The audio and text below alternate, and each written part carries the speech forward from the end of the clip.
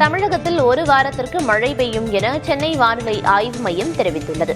குறிப்பாக இன்று முதல் 3 நாட்களுக்கு வட தமிழகத்தில் ஒரு சில இடங்களிலும், தென் தமிழகத்தில் ஓரிரு இடங்களிலும் இடி மின்னலுடன் கூடிய லேசானது முதல் மிதமான மழை பெய்யக்கூடும் என தெரிவிக்கப்பட்டுள்ளது. சென்னை நகரின் ஒரு சில பகுதிகளில் இடி மின்னலுடன் கூடிய லேசானது முதல் மிதமான மழைக்கு வாய்ப்பிருப்பதாகவும் வானிலை ஆய்வு மையம் கணித்துள்ளது.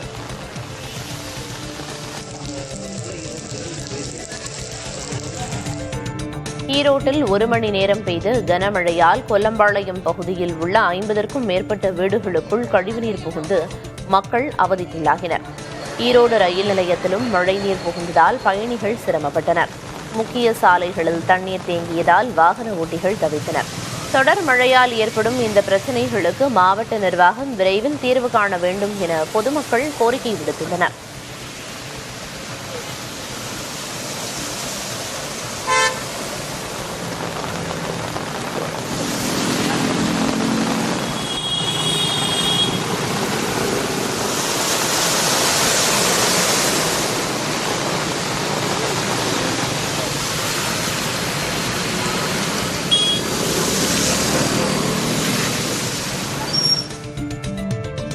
திருச்செங்கோடு மற்றும் அதன் சுற்றுவட்டார பகுதிகளில் மாலை நேரத்தில் திடீரென அரை மணி நேரம் கனமழை பெய்தது.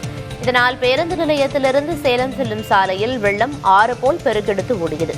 வெள்ளத்தில் சிக்கி 2 சக்கர மற்றும் 4 சக்கர வாகனங்கள் பழுதடைந்ததால் பொதுமக்கள் கடும் அவதிக்குள்ளாகினர். மழைக்காலங்களில் தொடர்ந்து ஏற்படும் இந்த சிக்கலுக்கு நிரந்தர தீர்வு காண வேண்டும் என பொதுமக்கள் கோரிக்கை விடுத்துள்ளனர்.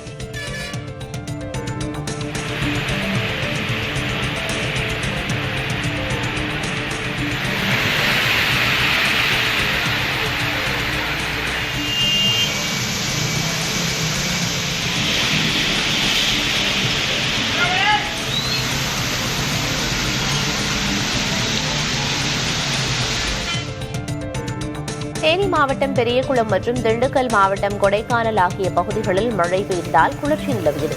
கடந்த சில நாட்களாக வெயில் வாட்டி வதைத்து வந்த நிலையில் நேற்று பிற்பகலுக்கு பிறகு இந்த மழை பெய்தது.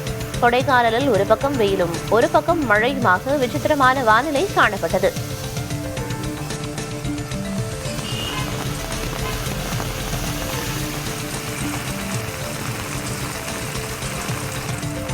திருவண்ணாமலை, தேனிமலை, சிறுபாக்கம், எடப்பாளையம், கீழ்சிறுபாக்கம் உள்ளிட்ட பகுதிகளில் மிதமான மழை பெய்தது.